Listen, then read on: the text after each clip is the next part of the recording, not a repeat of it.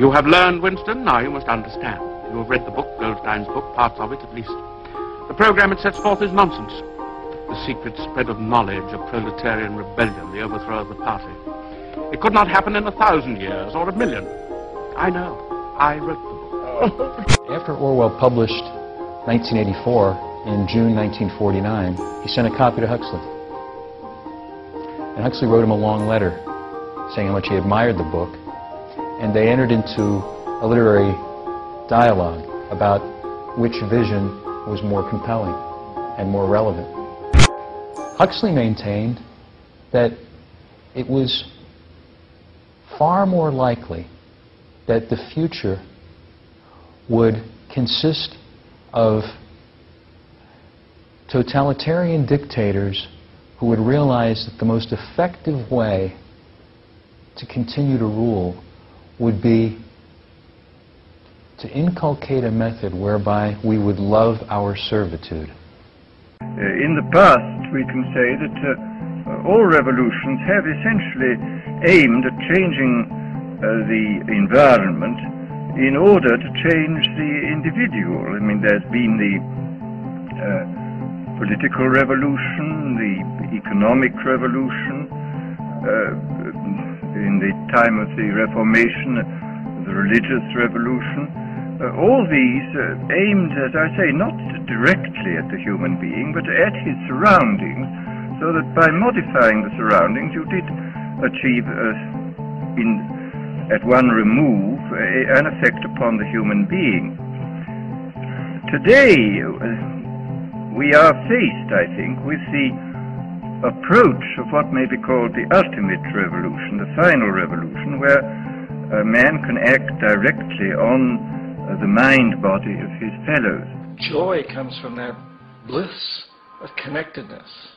That's our God spirit. That's that side of ourselves that really feels it. And you can feel it deep inside you. It's this amazing, wonderful feeling. And you know it when you get it. You don't get it from money. You get it from connection. Have you ever cried to a movie? I am still on the verge of me falling in tears. It angers me, it saddens me. I've never been this emotional stress ever. Because this video will change your life. It's called Zeitgeist-csapda. Get out there. Get the troops ready. Yeah, we can educate. We can educate. But first, let's dance. Get people in the mood. I would like to see all the members of the movement wearing, you know, the Zeitgeist movement shirts and, you know, putting the Zeitgeist movement bumper stickers on their cars.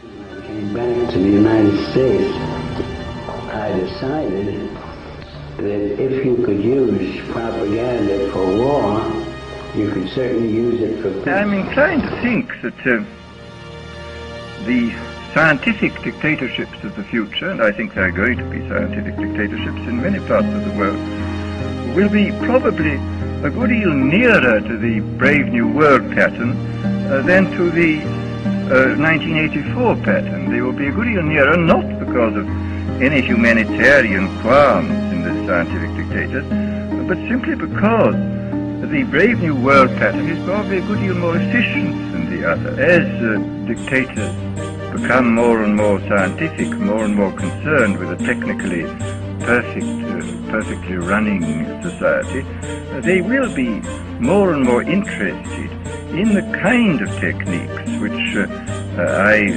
imagined and described from existing reality in Brave New World.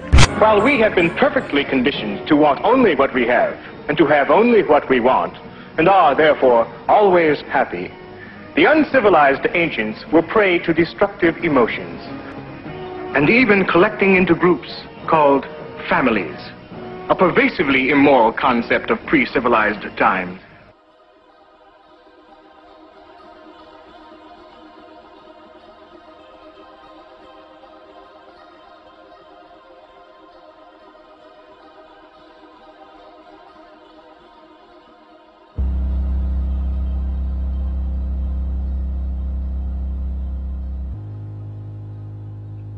are behind you. The technocrats will be behind you if it catches on worldwide. There is no opposition to the technocrats, as Jacques will state. The only problem that Jacques sees with the history of the technocrats are some racial things that occur when he was in their establishment. The technocrats really didn't come up with much of a blueprint, from what I understand, and I would love to see the technocrats. It doesn't matter what we call any of this stuff, you know. Technocracy does have a history that can be loaded with certain concepts, and that's an unfortunate reality with any organization that has a history, of course. But nevertheless, I'm happy to hope that technocrats will come forward and we can get rid of these names and lines and try to find a collective focus to move forward. You're disconnected from your channel. By all means. So I'm glad to hear that.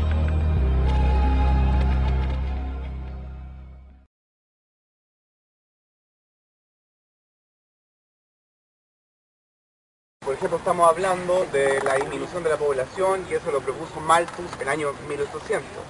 Y todas las nuevas, todos los neofilósofos, los filósofos que van marcando paradigmas en su etapa, lo han planteado.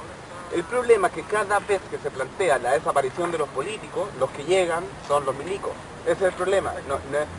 Entonces, ¿qué modalidad o viable? Porque los políticos son primos y hermanos de los medios de comunicación. Ahí tenéis una familia poderosísima e intangible. A permanent site for the United Nations World Capitol is also approved. From 42nd Street between First Avenue and the East River in New York, the future skyscraper headquarters will occupy 6 blocks, running north to 48th Street. This $8.5 million tract is the gift of John D. Rockefeller Jr. and solves a difficult problem for the UN. One of the major aspects of collectivism is that it's based on the principle that the individual must be sacrificed, if necessary, for the greater good of the greater number. You'll find that under all forms of collectivism, whether it be Nazism, communism, fascism, socialism, or neoconism, or whatever you want to do. All of these forms of collectivism have that fundamental philosophy or ideology beneath it.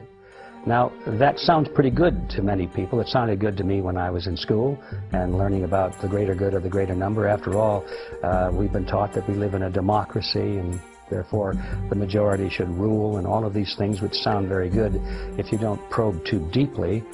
And so many people think that that's a good concept. But it's a terrible concept when you follow it to its roots. Because you see, there's no such thing as a group. A group doesn't really exist. It's all in the mind. The word group is an abstraction.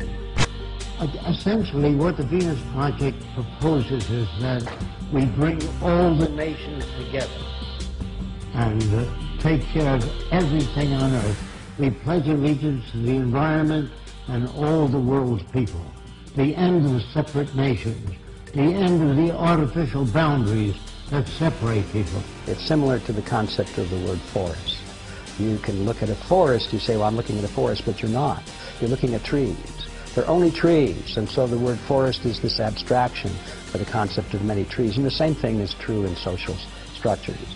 The word group is a very deceptive word. We think that the group somehow has rights. Well, since there is no such thing as a group, we're really dealing with the concept of many individuals having somehow more rights than a smaller group of individuals. And so that really, if you follow it all the way to its core, is a question of mathematics. Collectivism is based on the substance that 3 people really have the right to tell 2 people what to do regardless, because there's 3 against 2. And once you boil it down to the issue of mathematics, it falls apart, because human rights are not based on mathematics.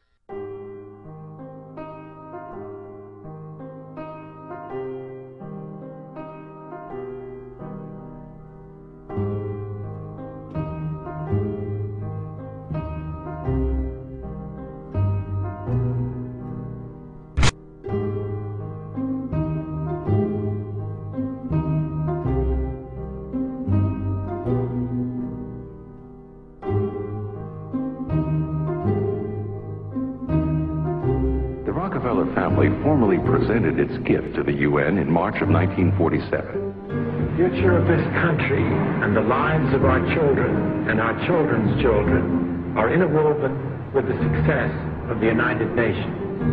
In it lies the hope of the people of the world.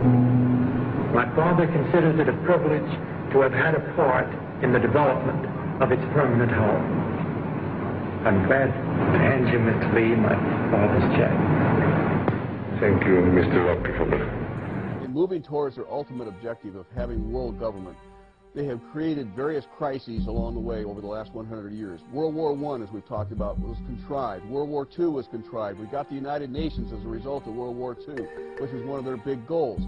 Even though they denied the fact that they ever intended to have the United Nations as a world government, some of their more esoteric documents show very clearly that that's what they intended right from the start. And we're starting to see that now with the Commission on Global Governance. All the international treaties that we're looking at, especially the environmental treaties.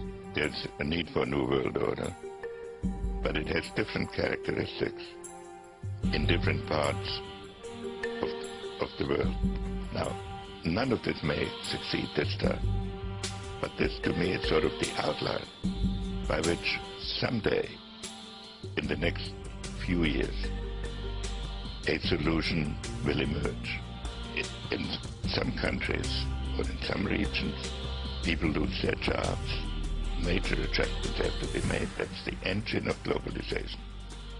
The people who are disadvantaged by the process look to their governments for solutions.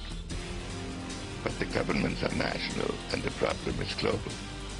So how to bring about a relationship between the desirable process of globalization and its impact on the politics?